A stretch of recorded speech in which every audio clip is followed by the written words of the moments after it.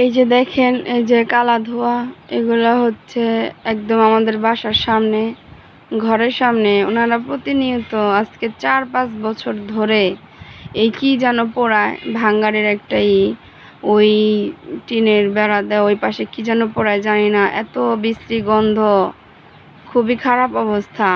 মানে নাক মুখ দিয়ে যায় আর শুধু জ্বলাপোড়া করে। নিজের তো চিন্তা করি না, করি হচ্ছে 2টা বাচ্চা আছে, সে বাচ্চা 2টার চিন্তা করি। দরজা জানলা আটকায় দিল, ঘরের ভিতরে যে কিভাবে ঢুকে, এখন তো কমই, আমি আর পারতেছি না। তার জন্য আমি ভিডিওটা তৈরি করলাম। আজকে 4-5 বছর ধরে একদম দিশেহারা। এলাকার প্রভাবশালী মানুষজন, এরা এদের বিরুদ্ধে কে কথা বলবে?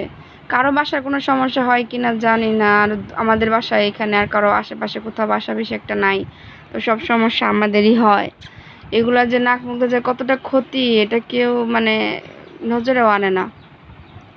তো নিজেদের আসলে নিজেদের স্বাস্থ্য কথা চিন্তা করে আমি আজকে ভিডিওটা করলাম আর দেখানোর চেষ্টা করতেছি সবাইকে। যারা যারা আমার ভিডিওটি দেখতেছেন, তারা আমার একটু কমেন্টস করে জানাবেন যে এটা কি কোনো আইনে আছে কি না, কোনো বাসা বাড়ির পাশে এরকম করে একদম প্রতিনিয়তই ভাঙ্গারি পড়ে, ওনারা টায়ার পড়ে নাকি মনে হয় তার পড়ে, তারপরে তামা বের করে জানি না।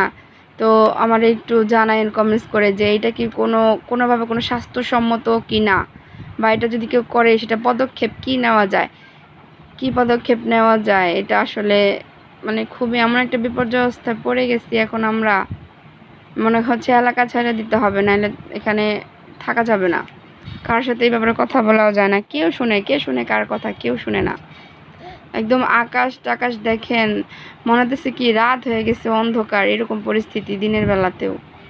রাত্রে তো বেশিরভাগ পোড়ায়, রাত্রে পোড়ায় যাতে কেউ না দেখে। কি দুর্গন্ধ বের হয়, ঘরের জানলা দরজা আটকা দিল, ঘরে যে ফাঁক ফোকর থাকে ওদিক দিয়ে ঘরে ঢুকে দেখেন একদম পুরো বাসাটা আমাদের পুরো একদম অন্ধকারে ছায়া গেছে।